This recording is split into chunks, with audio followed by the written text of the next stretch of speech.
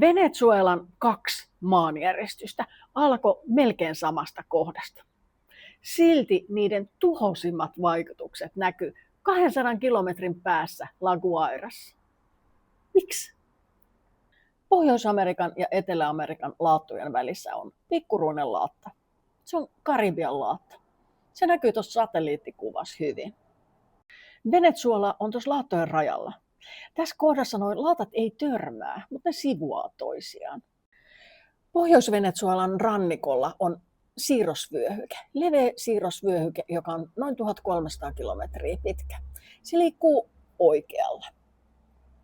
Se koostuu useista monimutkaisista siirroksista, joissa maan kuori liikkuu sivusuunnassa eri suuntiin. Laatat tässä kohdassa liikkuu pari senttiä vuodessa. Siirroksiin kertyy jännitystä ja sitten kun se jännitys laukee, syntyy maanjäristys. Vastaavanlainen siirros on San Andreasin siirros Kaliforniassa. Näiden järistysten epicentri on täällä vuoristossa.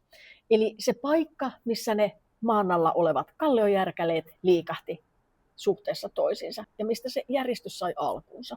Epicentristä määritellään myös sen syvyys. Nämä molemmat järistykset oli matalalla. Ne oli 10 ja parikymmentä kilometriä maanpinnan alapuolella. Ja ne on silloin matalia järjestyksiä ja matalat järjestykset tuntuu maanpinnassa voimakkaammin. Näitä järjestyksiä tapahtuu 2. Yleensä maanjäristyksissä seuraa jälkijäristys, joka on vähän lievempi kuin se ensimmäinen järistys. Mutta nämä oli 2 ihan erillistä järjestystä. Ne tapahtui eri siirroksissa, mutta vain noin kilometrin päässä toisistaan. Ilmeisesti se ensimmäinen järistys aiheutti sen toisen järjestyksen. Ja se toinen järjestys oli voimakkaampi kuin tämä ensimmäinen järjestys. Mutta näiden järjestyksen epicentrit oli lähes 200 kilometrin päässä La Guairasta. Sieltä, missä ne pahimmat tuhot tapahtuivat. Miksi? Etelä-Amerikan Andit jatkuu Venezuelaan asti.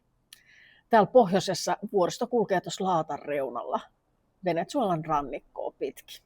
Tuolla Kaistaleella on myös kansainvälinen lentokenttä. Sehän hajosi nyt järjestyksessä. Tämä on ollut ennen hotellialuetta rikkaita varten. Se oli silloin, kun Venezuelassa vielä mässäiltiin öljyvaroilla. Mutta siitä on kauan. Vuoren rinteillä maa on kiinteätä. Ja seismiset aallot etenee kiinteässä kalliossa nopeasti. Mutta toi kaistale tuossa vuoriston edessä on soraa, hiekkaa ja mutaa.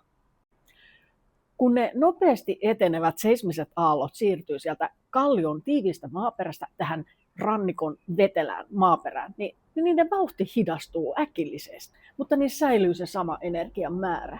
Eli ne kasvaa korkeutta.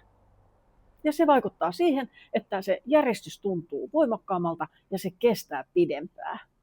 Ja ne rakennukset tärisee sen maantärinän mukana. Jos se rakennuksen värähtelytaajuus sattuu osua samaan kuin sen maan värähtelytaajuus, niin se voimistaa sitä värähtelyä niin, että se rakennus voi sortua. Mä kerroin tästä ilmiöstä videolla Meksikon maanjäristyksistä. Tällaisissa luonnonkatastrofeissa niin se geologia siellä taustalla, se usein toistuu samantapaisena. Mä linkkaan sen videon tuonne kuvaukseen.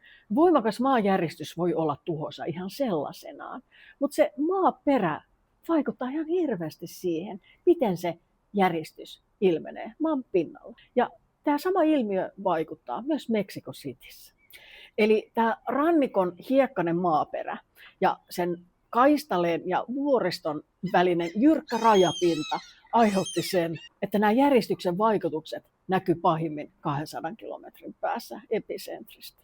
Tämä alue, mistä nämä järjestykset lähti, on tektonisesti aktiivista aluetta. Ja tätä aluetta on pitkään pidetty merkittävänä maanjäristysriskialueena. Joten tämä järjestys ei geologisesti ollut mikään yllätys.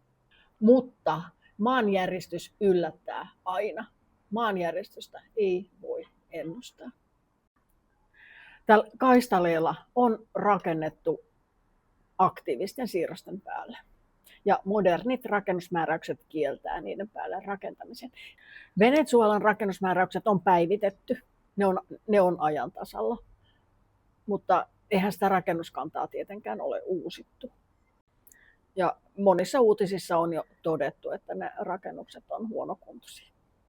Minkä takia aktiivisten siirrosten päälle rakennetaan? No, väestöpaine, halutaan tilaa, tarvitaan asuinsijoja. Ja sitten toinen on, se on hieno paikka, mahtavat näkymät, hieno ympäristö, houkuttelee rakentaa vaarallisille alueille. Mutta toi tuhon määrä on karmea. Tämmöiset luonnonkatastrofit iskee aina pahiten köyhimpiin maihin ja köyhimpiin ihmisryhmiin. Venezuelan yhteiskunta on sekasorrossa, sen talous on romahtanut, puolet kansasta ei saa riittävästi ruokaa, yli puolet elää köyhyydessä. Venezuelassa on maanjäristyshälytysjärjestelmä. Siitä lähti varoitus ennen järjestystä. Mutta kun puolet kansasta on köyhää, niin älypuhelimiahan on tietenkin ihan hirveän vähän. Et eihän varoitusjärjestelmät auta, jos infra puuttuu. Tällaisissa tunnelmissa tänään. Toivottavasti vähän iloisempaa ensi viikolla. Kiitos kun katsoit. Moi!